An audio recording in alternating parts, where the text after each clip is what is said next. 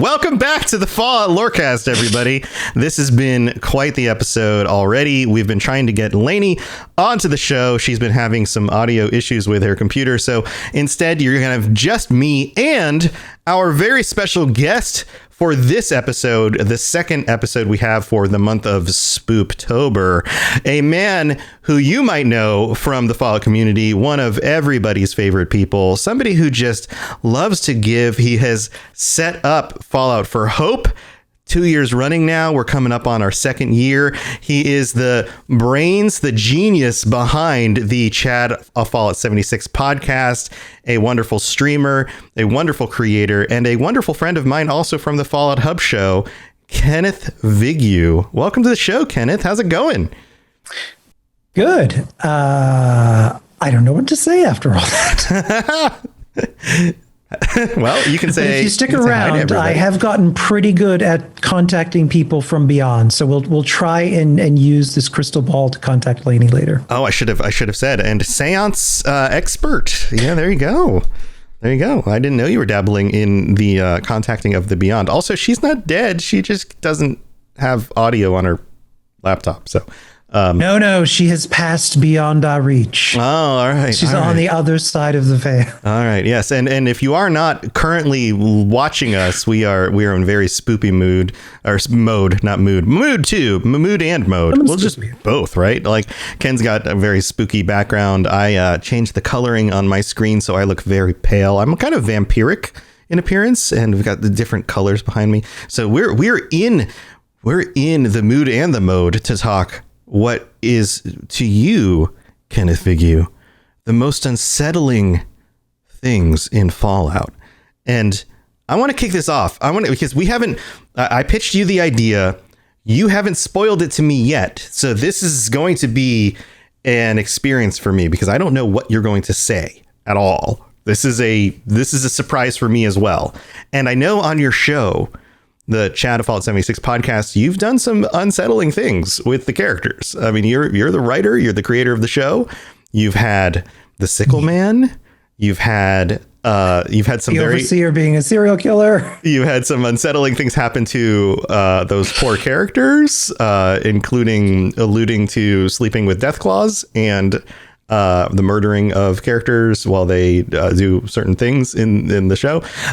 But I want to know because you're relatively new to the series in a way-ish, but not really new to the series, but still kind of new to the series. Like you fell in love with 76 in a way that you didn't really fall in love with the other games, sort of. No, right? No, but in a multiplayer way. In a multiplayer way, yes. Yes, like the multiplayer aspect of it caught you in a different way than, like, I know that you love New Vegas. You love the character of House. We talked about that on a previous episode. But multiplayer aspect of it hit you in a different way. So I'm curious about, like, how does that affect what you feel about the unsettling nature of the world and all of that? Like, does that play into it in any way? I don't think so. I mean, for me, 76 got me into the community more than it did anything else. So it served as kind of a gateway there. I mean, before I loved the hell out of the Fallout games, but I didn't digest other media. Like I wasn't hunting down build videos on YouTube or talking to people or podcasting or writing or any of that kind of thing. Right. So new to the series isn't really the right way to say it. New to multiplayer is probably the way to, that's really the way to, I should have phrased it. So let's kick this off. When you think of unsettling things in Fallout, the things that have given you kind of the heebie-jeebies, that get you under your skin, like what really gets you? Let's go back through the mists of time to the very beginning. There are a band of people heading to Mariposa military base. The year is 2102. Back in time to the future. Got it. Yep. Back in time to the future of the past of the future. One of them, Richard Moreau, who changed his name to Richard Gray, who already was a lovely murderer, Wonderful ended person. up getting a little bit of that FEB juice on him. Little bit of the juice. As Tom sips his juice. Which actually, that looked a little like FEV. It's kind of green. Yeah. Yep. Tom's drinking FEV, everybody. Yeah. Oh, no. To me, I when you asked me this question, I thought about the previous games, the most unsettling things that I personally found, just from an existential horror standpoint. So here you have Richard Moreau / Richard Gray. He gets the FEV and becomes this blobby technological monstrosity horror known as the Master. Yes. And like the animations that they did, the face animations in Fallout 1 and 2 are so unsettling. Yes. So yeah, we're going back to Fallout 1 and 2, and I'm gonna look up the Master GIF and see if I can put this up on screen while we talk about it. Like, it's properly terrifying the way that they animated the way in which they speak. Even Fallout 1, when you first meet the overseer and he sends you out on that mission, it's just like all up in your face, close to the screen, and you can see like pores, and it's just unsettling. Oh yeah. But particularly the Master, the way in which she's just sort of melted into the computers, is just a really horrifying visual. Probably the most unsettling mutation that I've seen in all of Fallout history. Yeah. And then you get like his split personality voice with the guy. Like, he's like just dripping. It's like the flesh is like dripping around the computer, and it's It's a human who became like a Cthulhu, Lovecraftian, Euclidean horror. He's just sort of lost his humanity, and he's become this thing. It's terrifying. Yeah, here we go. I found it. Let me see if I can get this up on screen while you talk about this. So how is this the swimsuit issue picture? So when was the first time you saw this? Do you know? Fallout 1 and 2 I didn't play, but I had friends who did. So I remember like late at night, we'd have high school parties on weekends, drinking schnapps illegally. Schnapps. And we'd just hang out and play goofy games. Fallout 1 and 2 we would play, or I would watch people play. And I remember being horrified by the animations, but we'd also play weird games like Leisure Suit Larry. Oh, yeah. Oh, man. Those classics. Yeah, here he is. We've got him up on screen right here. There he is. Look at that. Look at that Master. He's got, and the tentacle that goes out to the eyeball that looks around. That's something that doesn't get discussed enough. That is a face for radio. Oh, man. Look at him. It's so good. Yeah, and his mouth is moving. There's the computer screen underneath and kind of inside the gooey, fleshy bits underneath his head. And yeah, it's... What a stud. That is just horrifying. Yeah, so good. All right. Well, yes. Yeah, I can imagine that. Like, that is disturbing. That is clearly something that you don't show your children. There's a reason why this game was rated M. That's one of the reasons. Clearly. I mean, the Fallout games are just so dark. And even the newer games, even though like Fallout 4, and I think we've even talked about this, Fallout 4 and 76 have a very Technicolor palette. Like they're very bright and vibrant. And I think because of that, when you do have moments where you find something unsettling, it's even more unsettling because it's this bright, cheery world. And then you come across this horrifyingly sad story or just a really unsettling scene, whether it's with teddy bears or corpses. Yeah, they do kind of set that up in a there's a juxtaposition of like the happy-go-lucky kind of candy cane lollipop thing on top of like the super sad underneath thing that's going on with her. I think because of that, some people just miss it. I think that's another aspect that like, you don't notice it sometimes. Like you have to sit and look and go, oh, this is what's really going on underneath this. And then you realize, oh, this really is tragic. This really is bad. And I think sometimes that actually makes it like when you realize what's going on, the disconnection makes it even worse.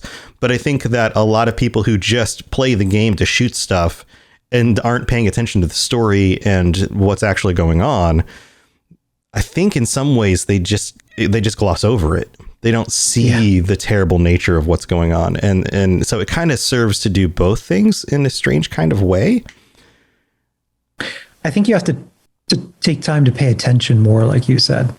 Yeah. Because you're not really looking for the darkness. And then particularly if the story's being told through holotapes or notes or scenes that you just come across, unless you're looking for it, you might walk by past it. Right. It's easy to just kind of, oh, there's another teddy bear. That's another sad, tragic looking thing, but you don't really pay attention to it. Or, so many people will do like the side quests, like in 76, you'll have one of the companions, and you'll just kind of do a funny little side quest. And you're like, oh, this is a funny little side quest. Or, oh, these characters are arguing, skip, shoot this guy. Okay. Finish side quest, skip. And you don't realize that like, there's a real tragic story underneath all of this. There's a reason why this is going on and everybody's yelling at each other, and there's a deeply unsettling issue going on here.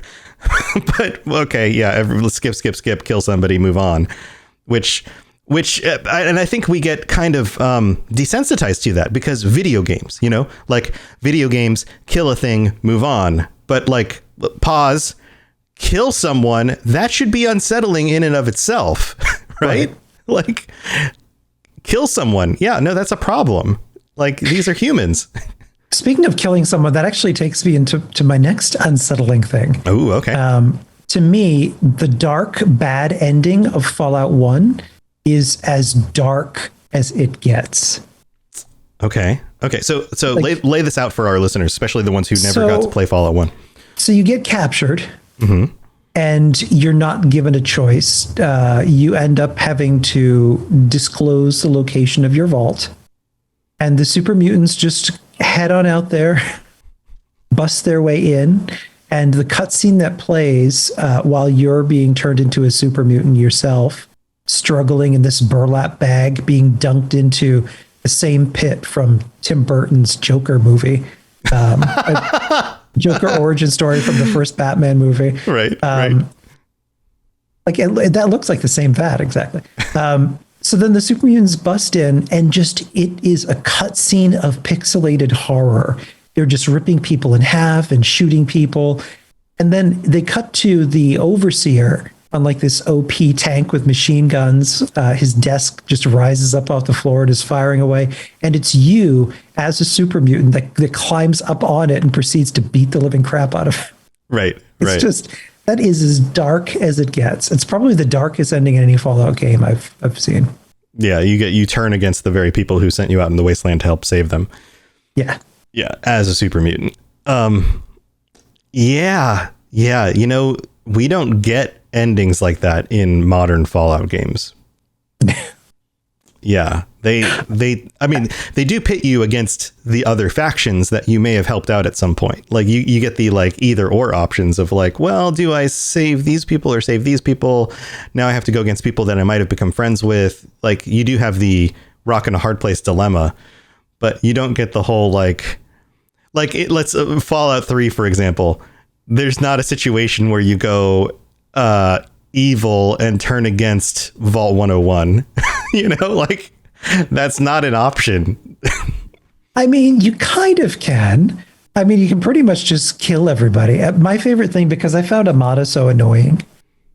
By the time you go, so here we're jumping ahead to Fallout 3, but you get summoned back home after leaving to solve a problem. And then after you solve the problem for her, she then proceeds to kick you out again.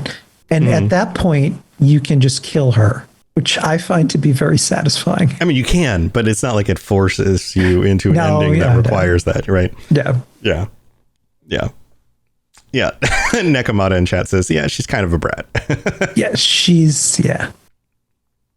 Like her dad wants to kill you, you kill him in self-defense, and all of a sudden you're the bad guy. What's going on here? What are we talking about? Yeah, the moral system. Yeah, man, putting a moral system into Fallout, it's got to be a tricky thing. You know, you're right. I'm trying to think. Fallout 4 and 76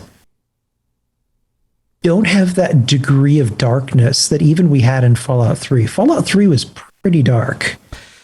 Yeah, like there's a lot of, I mean, even talking about slavers, which I just don't think would fly in modern Fallout games. You've got racism issues, which are dark. Like Yes. you can't say racism isn't a dark issue. Very dark. It's a very dark issue, but you don't have the idea of like turning on the people who raised you. Like that, there's something there that's just inherently darker.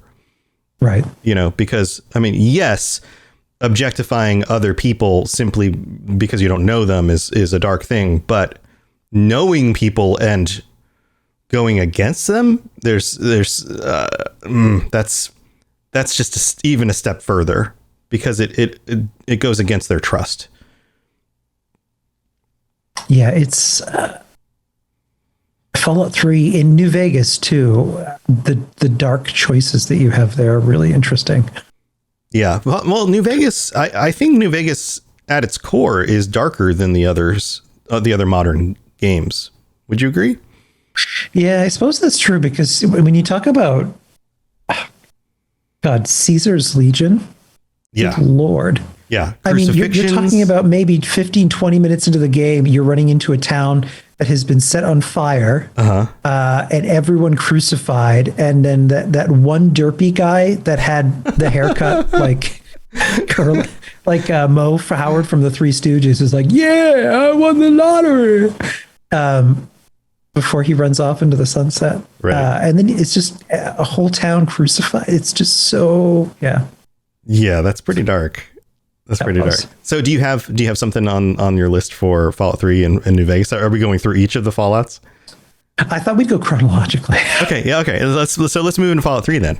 You have something All right. there? So Fallout 3 is an easy one. So Dunwich, yes, to me is the weirdest location that it ever stumbled into.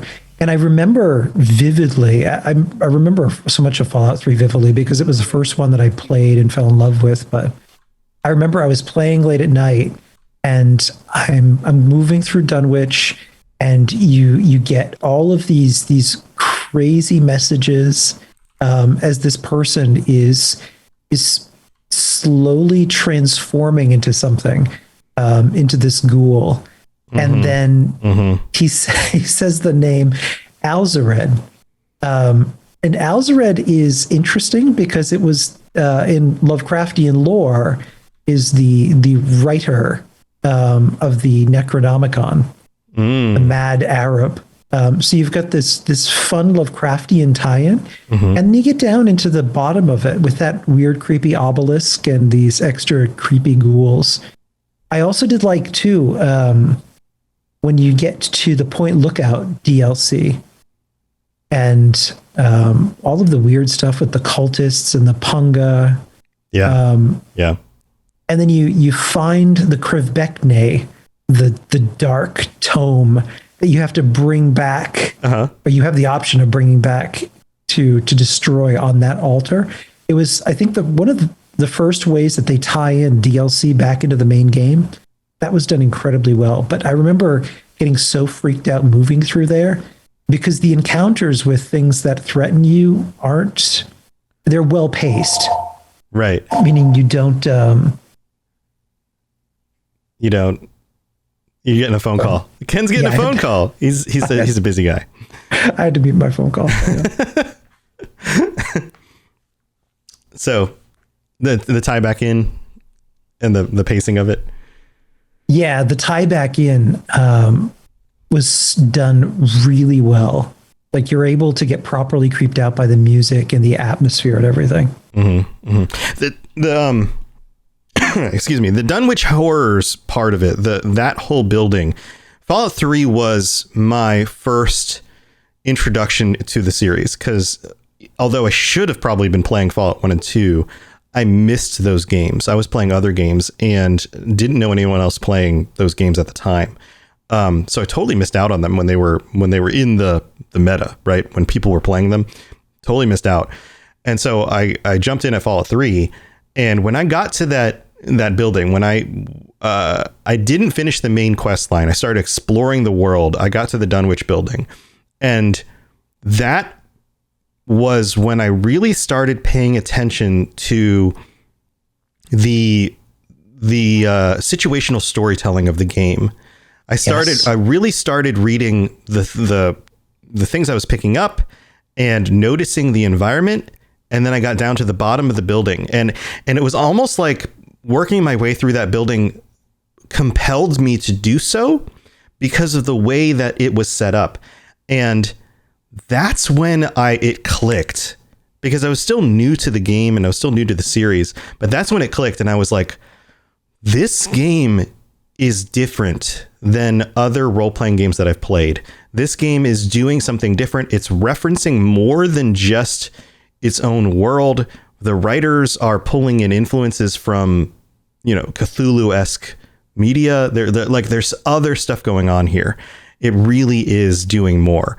And that, I think, is where, I don't know, my love for the series really just, I don't know, that's what drew me into the series. That's what made me go, okay, I get this. And I was already a fan of Bethesda. I'd already played Oblivion at this point, and I was like, okay, this is going to be a great game. I'm really going to enjoy it.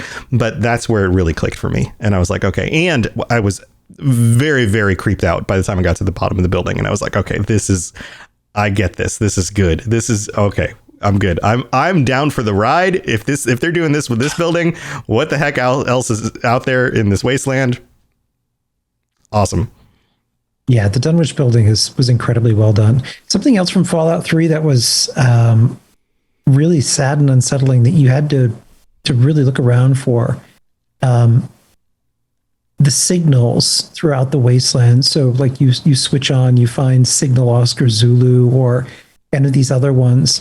And you just find sad mini stories of people who maybe survived the initial blast, and then did not fare well. Yeah. The Signal Oscar Zulu one I remember specifically because you end up finding this family whose boy was really sick and needed medical assistance, and it's just this call in the dark hundreds of years later. Yeah. And nobody came. Yeah. It's just sad. That is very sad. And we're laughing at the sadness, which is kind of what you end up doing in these games, because there's nothing you can do. There's nothing you can do. It's very sad.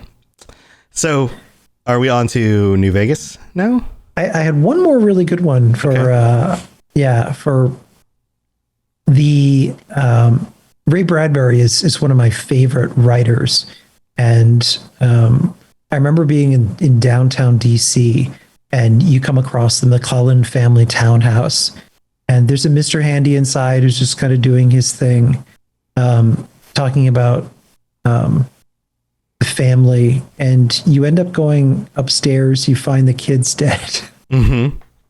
And the Mr. Handy will say the poem "There Will Come Soft Rains," which is a really amazing story that Ray Bradbury did. But it was so dark in the way that Mr. Handy had nothing else to do. So it just was waiting for its family to give it a function, which will never come. And it's kind of like skipping forward to Fallout 4 when you finally meet Cogsworth again. He's been doing nothing but, waxing the car and taking care of the hedges, and then maybe scaring off some scavers for hundreds of years. Yeah. Well, things slowly break down over time. Like they're tied to a family and a function, and then everyone dies, and they're just left waiting to do anything and have a purpose. And they seem to either actually have, or at least program to have, emotions. Yeah, they very much do. Like Cogsworth definitely was really emotional several times throughout that. Yeah. So is it a glitch? Do they develop emotions? Are they intelligent enough that they like have emergent AI, or are they just programmed to seem like they have emotions to make them fit in better with the family? You know, like which is it? And I don't know that we have an answer for that. I think the more well-developed ones, ironically enough, you find paired with dynamic families or dynamic programmers. Rose the Raider, we're skipping ahead here to Fallout 76, but is a perfect example of someone out of love programming her to be essentially the replacement for a deceased woman. Right. Yeah. And she plays that really well. The personality is there, the intonations are there. It's all intents and purposes a perfect recreation of a living person. There was a lot of love, care, and attention put into humanizing that robot and giving it that intellect and personality and intelligence. And the same is true with any of the other really good Mr. Handys that you find, or even Miss Nannies. They develop a personality of their own depending on the family that they're with. Cogsworth's a great example because he had such a close connection to your family. I'm trying to think of some others. Even Ed E. So Ed E. from New Vegas, we're talking about nothing but an IRA, and all he does is beeps and boops. But Right. you develop an attachment to him. And even the one that you end up meeting when you're chasing after Ulysses that ends up sacrificing himself for you. I was upset about that. Like I developed a familiar connection to him, but I didn't want to sacrifice him. Yeah. Yeah. So I downloaded a mod so he would survive. So you hacked the game. I done broke it. You done broke it. Well, tell you what, why don't we take a break because we've got some patrons to thank, and we'll come back when we'll move on to New Vegas, the creepy things about New Vegas. Yeah. All right, here we go. Hello there, old chap. Good to see another of General Atomic's finest, still eager to serve. All right, we're in the middle of the show, and we've got our patrons to thank, especially our Liberty Prime patron, Jared B. He's our Liberty Pie Man. He goes by Pie Man sometimes. And we also have Southern Rage and Stagger and Stumble, our tier 5 sentry bots that we get to thank every week. And if we've done anything to help you get through your workday, your commutes, your workouts, or your upgrading of your Mr. Handies, then please consider going to patreon.com/Fallout Lorecast and checking out all the different tiers. And you could even for the low price of $1 or $3, if there's even $1 openings, you can get into those, or the $3 tier 2s, you can get ad-free episodes and help support the show. And we would love the support. Currently we have 46 different patrons, and there's also stickers and t-shirts that are limited edition, and these will go away once they go out to our patrons. They go out every 3 months, and so go check those out. They're up on the Patreon. You just got to scroll down, look at all the pictures, and they will never be up on the store. They will only go out to patrons, and once they're gone, they are gone. And they're just for you guys to say thank you so much. We did not raise the prices. We added those in as a way of saying thanks. And so go check those out. I think they look awesome. And I'm really jealous because I will never have one, but you guys will. So congratulations. So that's what we got going on with that. Also, we have some new patrons. I'm going to start calling these out every week so I don't miss anybody. The newest patron we have is Thunderhead. Welcome to the Patreon, the Thunderhead. Thank you for subbing. And we also have a new review on Apple Podcasts from Crazy Viper, who just found the podcast. Crazy Viper from Great Britain says, favorite podcast, 5 stars, just found your podcast and already can't stop listening. Huge Fallout fan. Love the lore. Thank you so much, Crazy Viper. We really appreciate the support, and you guys are awesome. So thank you again for all the support. Very, very, very much appreciate it. All right, let's move on with the rest of the show because we got some more crazy, spoopy stuff to talk about. Here we go. If you have any questions about Nuka World, I'd be delighted to answer them.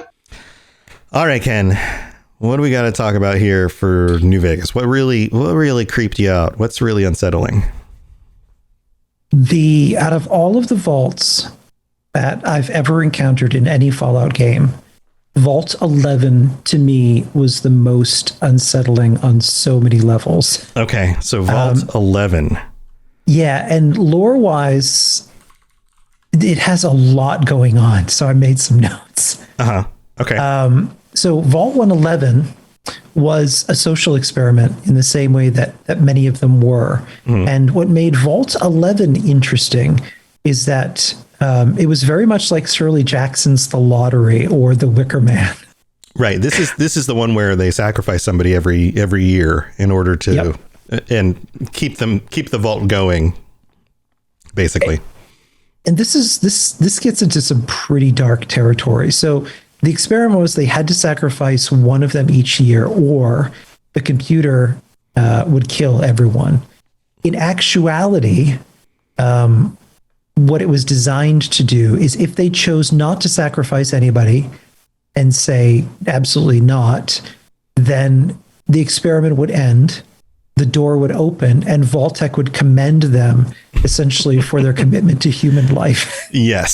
So that was the solution if they were brave enough to do it. And of course, nobody did it. But they didn't. Right. And by the time the Vault 11 inhabitants actually stopped, there were only 5 people left. Right.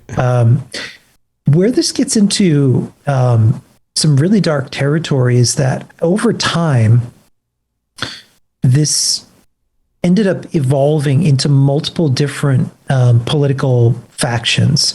So you had voting blocks that were the Allied Service Workers Bloc, the Divine Will Bloc, Human Dignity Bloc, Justice Bloc, United Technicians Bloc, and the Utilitarian Bloc. And they would nominate and support overseer candidates based on their own goals. So picture our political system on crack. Right. Yeah. Yeah. Because it's not like there was just like Republicans, Democrats, and then independents and, whatever. There's all of these different people vying for power. Where it gets into a sad part was the final overseer that vault ever had. And prior to that final election, so the Justice Bloc was led by a guy named Roy, who sexually coerced a resident, Catherine Stone, to go up for overseer. And they threatened to nominate her husband, Nathan, should she resist. So we're talking about rape here. Yeah. Yeah. I discussed this episode. Speaking of themes that would never happen in modern Fallout. Oh, absolutely. Yeah. Holy crap. Yeah, I did an episode on this one during the Vault series. But yeah, absolutely. This is not a modern, usually by modern Fallout, I mean 3 New Vegas, 4 in 76. But yeah, if we're talking 4 and 76, this would never come up. A Bethesda made Fallout wouldn't cover this. This is just the Obsidian and original Fallouts, right? This is not one that they would not go here. And I mean, in a way I can see that, but when you also talk about survival situations and things that would happen, and maybe in a way that our podcast goes into darker territories, these are things and situations that do happen because they happen right now in everyday life. So we're talking post-apocalyptic. Of course, these kind of things would happen, where you're talking about really dark themes of blackmail and rape and all of these things. Yeah. So Catherine, she gets her revenge on them, killing them off one by one, until she was the last overseer standing. She ended up dissolving the election process. Said that the position of the overseer would be chosen at random using the Vault's computer system. The Justice Bloc tried to overthrow her. They attempted to stage an armed coup, and that killed nearly all of them, all of the remaining dwellers. By the time you go in there and you make your way through, and you get down into that final section, I remember being absolutely terrified when the walls drop down. The guns start firing. Yeah. Yeah. As you're meant to sacrifice yourself. It was really, yeah. Yeah, that was, I had to play that a few times to survive it. I had to set up some mines and things, I think, Yep. in order to like game that setup. And I wasn't in power armor or anything at the time. And I was just like, oh crap. Okay. How do I throw myself in a corner and, you know, throw some grenades and blow stuff up in order to, yeah. Oh man.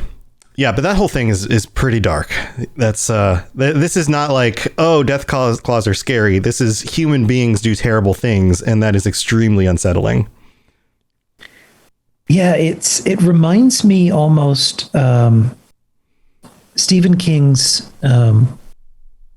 novel, or it was a short story that they turned into a movie. The Mist is a great example of this same kind of thing, where a group of people from all different backgrounds put in a life-threatening situation end up developing factions of their own, and different people rise to power. And you have someone who's motivated by religion, who believes in sacrificing for the greater good, and people trying to fight it. It's almost terrifying when you think of people today being put in situations like this, and how far we would go or what we would do when faced with the threat of death. Yeah. Yeah. So do you have any other New Vegas examples? That was it for New Vegas, aside from maybe the decision to screw over Mr. House and just open his container. Yeah. Which means that he ultimately will get infected and just die. But you can choose to leave him. You can also get that crazy special perk where you can eat him along with the other leaders of the Wasteland, the other leaders of New Vegas for a special perk. But I bet he doesn't taste very good. He's pretty pissed off at you by the time. Okay, so Fallout 4. What do you think about Fallout 4? Yeah, Fallout 4, the most unsettling thing to me is that first beginning bit of the game where it's a race to get down into the vault. You see that atomic blast hit and then go down through just as the shockwave and fire and death just flies over your head. Yeah. And then very quickly into the game, that all of a sudden you wake up and, you know, this guy shoots your wife. Yeah. And takes your kid. It's like, right. What just happened to you? Well, they throw you into a very realistic kind of situation. I mean, they put you in, obviously it's the future and you're in, you know, a fictional world where you have a robot running around, but it's about as close as you get to the kind of situation that we live in now. You know, you're in a home, you have a spouse, you have a child, you've got the TV on, you know, you're talking with your spouse about what's going on. It's kind of an everyday sort of situation, right? And we all can kind of identify with that. And somebody comes to the door, you're kind of doing everyday things, and you never do everyday things in Fallout. Usually it's extreme, right? But yeah, to have that happen, and then all of a sudden all of your neighborhood is now running for shelter, and a bomb goes off within clear sight of your neighborhood, and then the blast washes over you as you go down into a vault, and then you wake up and you see some ruffians show up, murder your spouse, and steal your child. Like that's horrifying, because that could happen to any of us in a pseudo realistic kind of way, you know, like that's something that all of us could fear happening, you know, like, sure, that's super disturbing. Like that's not super far-fetched. Like, again, a death claw, you know, none of us are really worried about leaving our house and running into a death claw out in the wilderness. Like, that's not going to happen. Maybe somebody's, you know, living in a part of the country where they might run into a bear. Sure, that could be a concern, right? Like, maybe you go hunting and you're not prepared to run into a bear because you're hunting turkeys that day or something. But like, yeah, getting murdered or having your spouse murdered and your child abducted, that could be a real concern. The other, speaking of bears, the jump scare in the cathedral with the death claw was also properly unsettling. Yes. You are making your way through the cathedral and you can hear it thumping and crashing, and then of course you're confronted of it. Yeah, the witches where is it? The witches the museum? Yeah, it was the Salem Witch Trial Museum. Yeah. Yep. You hear it kind of thumping around in there. Ugh. Yeah, Deathclaw is stuck in a building. Never a good thing. No, that was scary.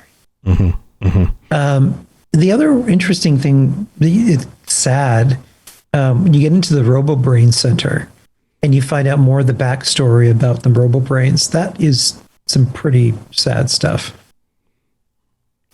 Yeah. Brains stuck in machines. That's kind of depressing. Yeah, it really was. Yeah.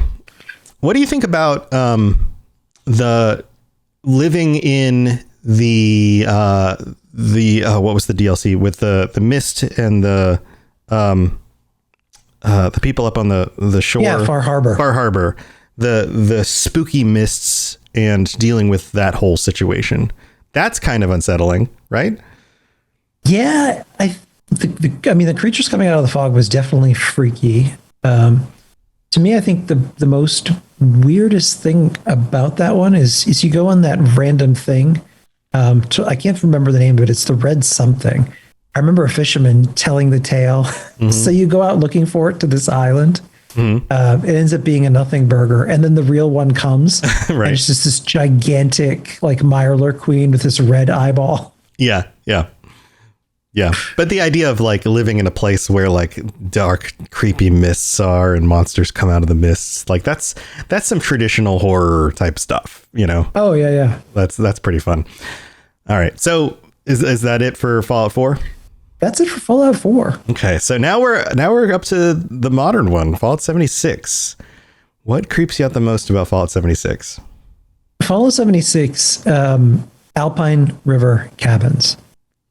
One of the first places when Reclamation Day that I found myself wandering out. So, you see, it's just cute cabins. I wonder if I can plop down my camp here. And in those early days when you first emerge from the vault, you're trying to figure out still where you can even drop a camp. And I thought, this is perfect. Like there's those little cabins. So you go inside and then everything just goes downhill from there. You've got doors slamming behind you and pictures rotating. And you're like, what is going on? Like, and when I came through that part, it was night. Uh-huh. And I hear this screaming and I'm like, what is going on? Uh-huh.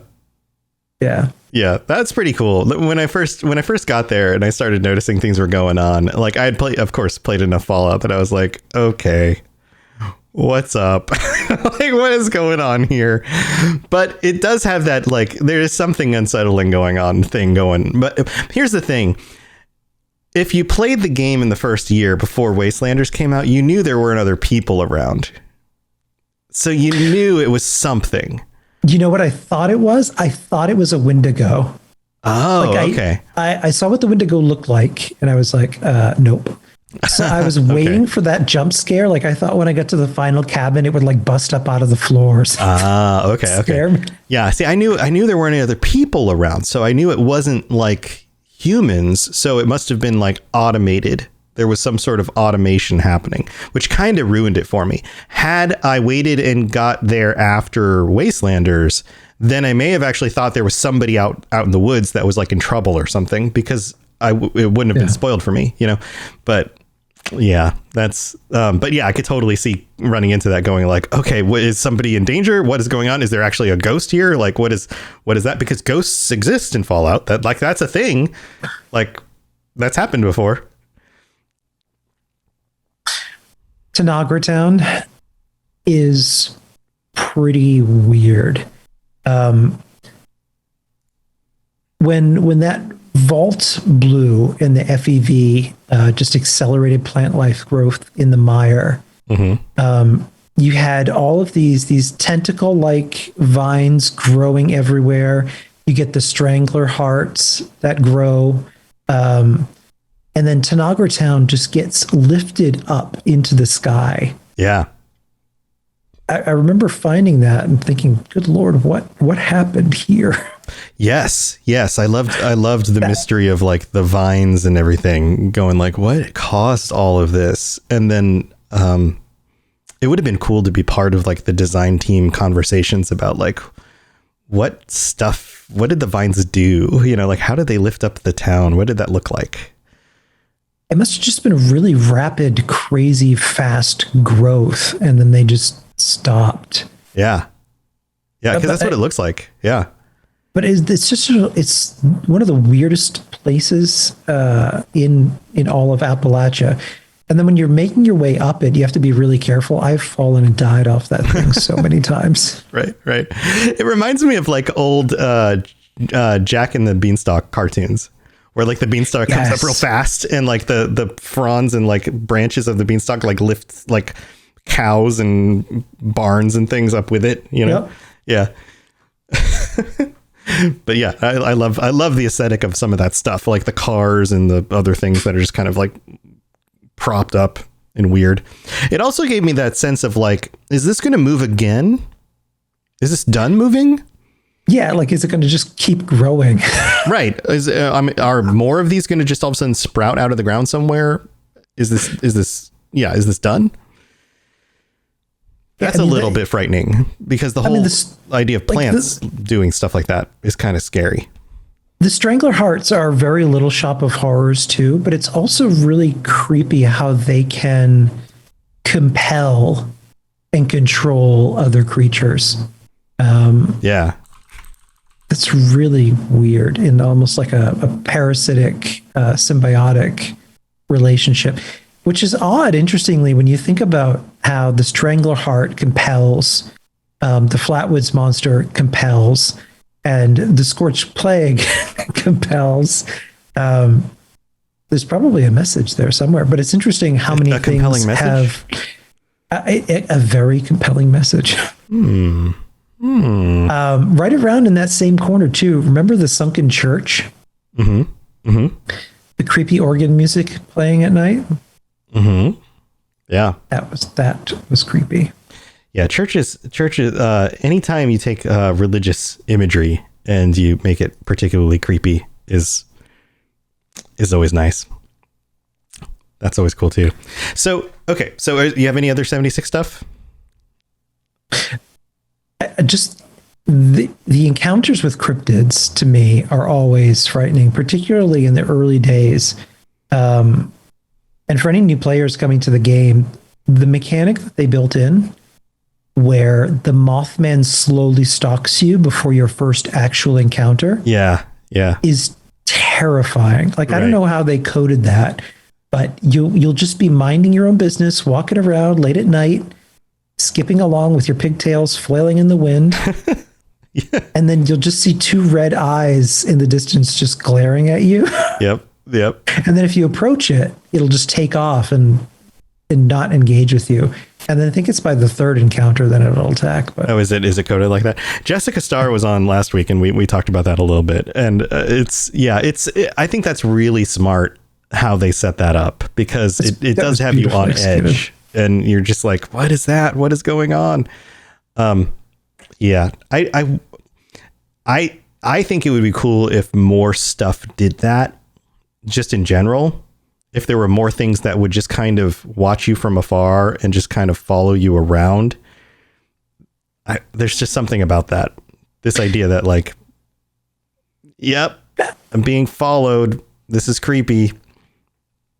When they used to do this, and it's unfortunately that new players now won't get a sense of what that was. When they first started dropping bits and pieces of the Van Lowe quest line, we're all looking for the sheep squatch, and we started getting little bits and pieces of it. You find the bodies in up on the hill on the cliffside. What was that? Was it Beckley or? I think it was Beckley. I don't remember names. I'm so bad at names. Up on the cliffside where you find two people and then just these huge spikes sticking out of them. Where you'll have a random encounter where you'll find just this nest in the middle of a road. And you'll hear the in the distance. Wait, what was that? Do that again? That's my best sheep squash. Was that Danny DeVito? Anybody who doesn't listen to the Fallout Hub show is not going to get that joke. They won't get that reference. They won't get that reference. But they set it up so that you're getting little bits and pieces before they drop the actual sheep squatch in the game. Mm-hmm. And the first actual encounter with it is pretty terrifying when you see one for the first time. But up until then, it was just teased in the background before they actually dropped it. Yeah. That stuff is cool. I've heard conversation. This is getting into more Fallout Hub type of conversation, but this idea that like if they could just drop little updates, like little mini updates, stuff like that, a little bit more often into 76, that would be fun. Like little tiny things like this into the game, and just even hint at them. Don't even tell us what they are, but just like, hey, you might want to go look around in this part of the map. Maybe you'll see something you haven't seen before. Yeah, I enjoy when they give us mysteries to solve that aren't really relevant to anything. They just give us something extra to do. And hunting around for those before the Wastelanders update, when we started getting drop of info where you have to assemble the different pieces to uncover what the secret is, right. The Appalachia, finding out about the gold, and more of the Van Loo stuff. All of that is really well done. Right. Or even things that don't even relate to any bigger story, just like minor changes to the world, even just like, hey, even just like a notification or just an image post on Twitter that just has a picture of a building with something changed on it. Like, hey, did anyone notice this on this building before? And then it just leads you on a little journey that oh yeah, that changed on the building. Oh, and look inside the building. There's this thing here. Oh, and that connects to this other thing over here. And oh, now, like, what is that connected to? And it just gets you looking around for things, and then people maybe it connects to the something, but it isn't necessarily connected to some big story plot thing. It's just stuff to get you looking around, and maybe that connects to like a new monster, or scorched are now turning purple for some reason. Who knows why? Yeah, the best example I saw of that is when they placed the standing stones in the game. When they dropped those, I remember that the whole entire community and the data miners were trying to decode what the etchings were on the surface, and there were all kinds of crazy theories. Like people, they brought in actual code breakers for the military were consulting, and like it was this whole fun thing. But they worked on it for I think a good month or 2 months. But yeah, it got everybody working together. It was interesting. Right. And it could be as simple as something like some stuff just leads you to a vault where there's just like treasure that spawns in the map on occasion. That'd be cool. Yeah. Or just another massive enemy that shows up, on some sort of, random cooldown. Cool. Now we discovered where a massive enemy shows up. That's cool. Yeah. Anything like that would be neat and just like give us a trail. And I'm not a dev, but my guess is that kind of adjustment to the game probably doesn't take that long to design and implement compared to these like other massive changes. That's probably a few people working on it for a month rather than lots of developers working on things for 6 months or a year, So I don't know, just an idea. But all right, so to wrap this all up, we've gone through all the games, a bunch of creepy stuff. If you had to say the thing that has gotten under your skin the most, the thing that has really, really unsettled you, or we could even phrase it this way: if you were in the world of Fallout, what would be the thing that you would, if you came across it, would just like, you would just nope out immediately? The situation, the thing that would just like, oh my God, I would never, ever want to come across this or have to deal with it. The most horrible situation. And it can be like a short-term thing. It can be like, oh my God, I just stumbled into Nipton and there are people on crosses. Nope. Like we talked about that. Or it can be like, oh, I never want to pick up like, the radio signal for those terrible stories that happened 100 years ago. Now I'm not going to be able to sleep at night because I just feel so bad for those people. Like that's more of like a long-term psychological thing, right? Like, what do you think? What's the absolute worst for you? I still think it's going to have to be.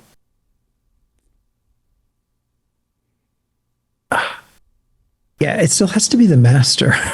Yeah, the Master's still just the worst. I would just say, you know what? Screw the water chip. Screw everything that's going on here.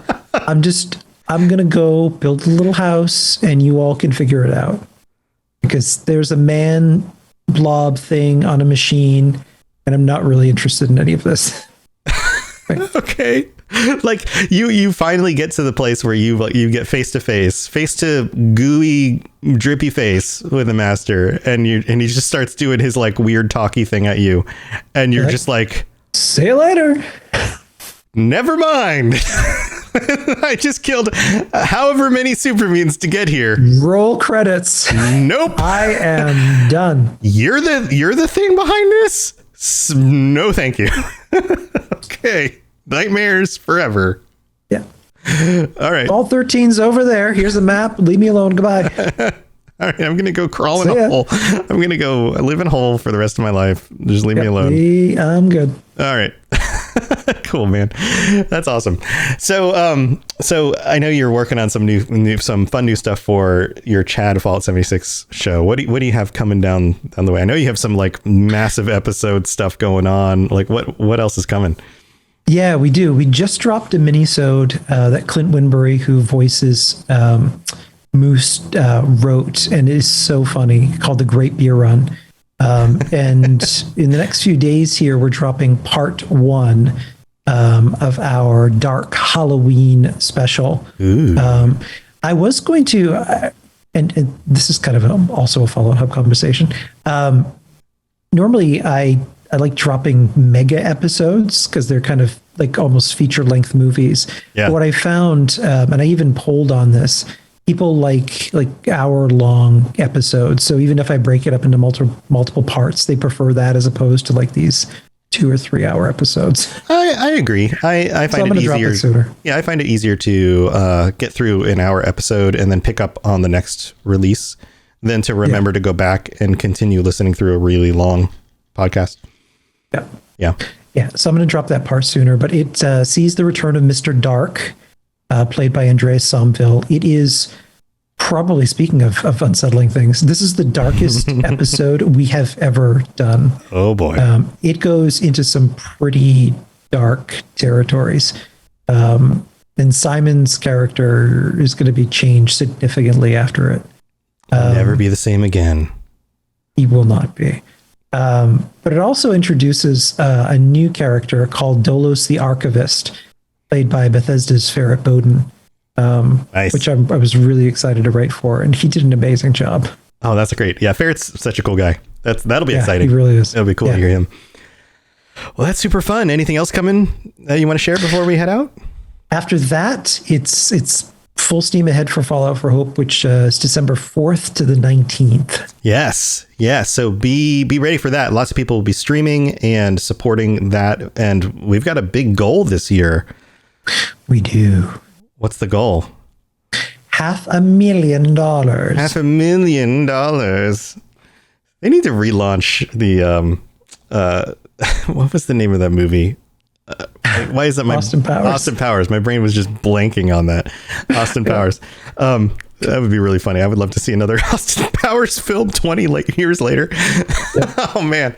But yeah, $500,000 for the children, to help the children. Fallout for Hope. Last year, how much did we raise? How much was it? $109,000 in 1 week. In 1 week. And this year is going to be a much bigger. Planning. Yeah, no planning. So this year we've been planning since January, ironically enough. Mm-hmm. And this year St. Jude's has partnered with us directly. We have corporate sponsors, as well as staffing, and it's just put together a lot more tightly. So for 2 weeks, we're really confident we can nail that goal. Right. So we have a bunch of streamers, a bunch of people, the Fallout community, gathered together, raising money for St. Jude's. And this is to help children, people, families, children who have special needs, special medical conditions. And yeah, they specialize. It's life-threatening children's diseases, most of which really is childhood leukemia. When it first started, when the hospital opened, the survival rate was 20%.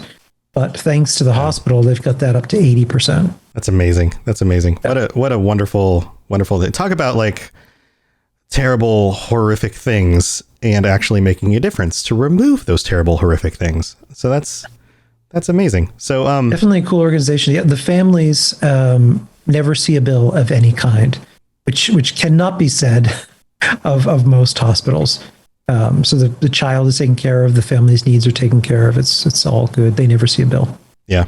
Yeah. So I don't know if you feel like, I know I get this way. I know a lot of us get this way. Like the world is sometimes feels dark and terrible. And there's a lot of just not good things happening in the world. This is a positive thing. This is a bright light. This is a thing that makes people's lives better, actually makes a difference for real people, for parents, for the children, gives children opportunities. This is an amazing thing. So, and when does this start? December 4th. December 4th. So just a few months, and this will be Christmas season. So if you're looking for something to actually make a difference and make a real difference in the world, this is a wonderful thing to contribute to. So be just ready for that. We'll be sharing more info about that on my streams and podcasts, and Ken will be sharing more about that on Chat of Fallout 76 podcasts and on the Fallout Hub. We'll be talking about that as well. And if you want to tune into any of those shows, they're all on the Robots Radio Network. Ken and I are also on the Fallout Hub. We post an episode almost every other week-ish where we talk about the Fallout 76 with our good buddy Dave. And you can tune into my shows in the mornings. I do streams now in the mornings where I'm either editing podcasts and videos and things like that and chatting with you guys to help answer questions about content creation. I'd love to share any of the information that I've got stored up in this noggin with you guys to help with your own ideas. Or sometimes I'm playing games, like I've been playing Back 4 Blood. Sometimes I play Fallout 76 or just other stuff that I want to play. And I'm happy to hang out with you guys. I've been trying to find people who can play games with me in the morning. So if you want to join my crew, then let me know. Show up at twitch.tv/robotsradio. I usually start around 8:30 a.m. in the Eastern time. So if you're able to play mornings with me, I would love to have you join me. So that's what I got going on. Anything else, Ken? You good? That is it. That is it. So thank you for tuning in again. Spoopy. Yeah, stay spoopy, stay safe, have a wonderful rest of your week, and we will see you again next week for another spoopy episode. All right, everybody. See you later. Take care. To plug into everything else we're doing, check out robotsradio.net. Also, look up the Robots Radio YouTube for videos about Fallout and other things. And check us out on Twitter, twitter.com/robotsradio. You've been listening to a Robots Radio podcast. Smart shows for interesting people. Check out all the shows at robotsradio.net.